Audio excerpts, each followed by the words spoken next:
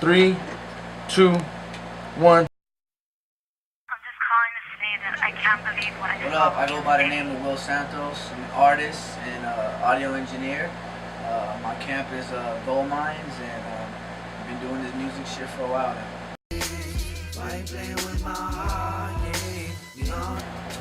Senior year of high school, I started really looking into mixing and what it was all about, because the quality sounded pretty shitty, and I was just trying to have the best quality out there.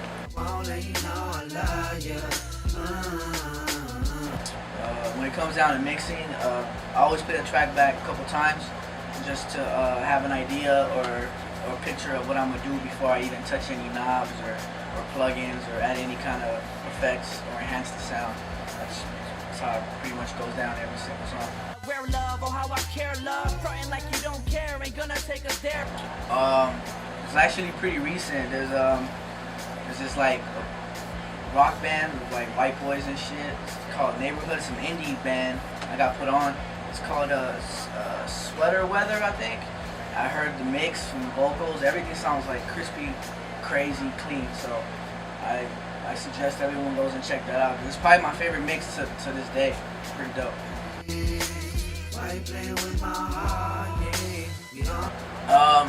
Man, way back in like '08, I worked with Hobson. I know him personally, cool dude. Shout out to Hobson. I worked with artists like Crucial on the come up, Dime a Dozen, signed to Warner Brothers.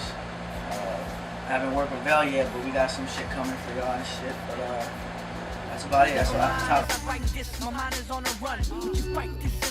I just put out an EP, so I was working with Praise. Some dude from I believe St. Louis called Fonz. I've been trying to work out with him for a while, and we're trying to put something together to work with some dudes from OGT like Razor and shit, so we can get going. The Matrix, you should let it be, the picture so amazing.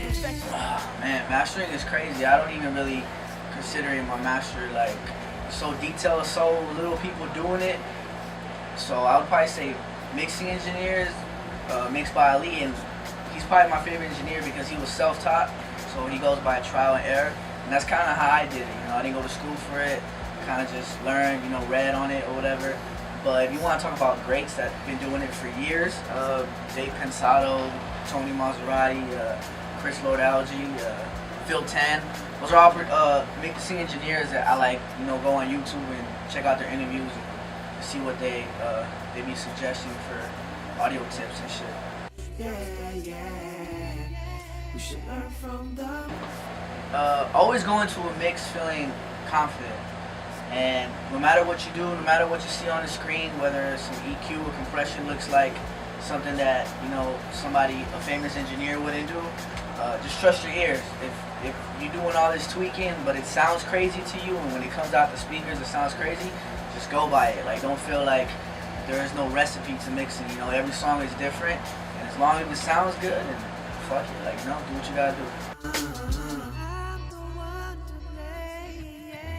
This is industry standard. I think every probably rap album you hear on the radio now or just on some indie shit is recorded on Pro Tools, and it's pretty much everyone's guide to recording drums and vocals and creating beats and synths and keyboards and everything. So this basically is the big console board that you see in the big studios. Is pretty much this, except you have a mouse and you get to control each volume knob and turn it up or lower, and you can have instruments on this side and, you know, the person singing or rapping on that side. So this is pretty much the program that all your favorite artists use, and it's just a professional ass, dope ass program. Would you mind being my girl? I hope you don't mind. These actually I've had for a while, man. These are Rocket 5s. They're great beginner speakers, I'd say. I'm actually, to be honest, I'm kind of over them. I'm looking into getting some Yamahas, but if you're attending audio school or you're barely starting to get into mixing, I highly recommend that you go get yourself some Rocket 5s, because around the price range, they're around $250, so around that price range, these are the best monitors that you can possibly go with. You get that bang for your buck and shit. But I'm looking to upgrade as always. When you got studio equipment, you're always looking to upgrade. This one's actually my baby. I'm actually proud of that shit. That's AKG Perception 420. It starts at like 100, 120, and then I think it goes to like 220. So this is like the motherfucking boss. That's the fucking king of that whole series. It's actually a great microphone. It isn't even all that expensive. That's like around $3, but you can cut some crazy records with that, like some real professional shit. If you know what you're doing as far as recording and mixing, you can make some shit sound like something that was on Kendrick Lamar's album and shit. It's really dope. I highly recommend that mic for anybody looking into microphones.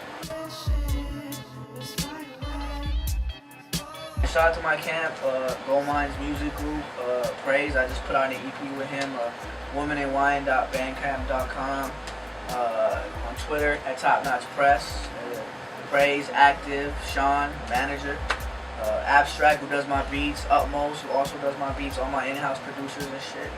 And everybody who's seen this shit, if you've learned any little thing about mixing or your monitors or AKG, I got my point across and I'm cool with that. That's about it.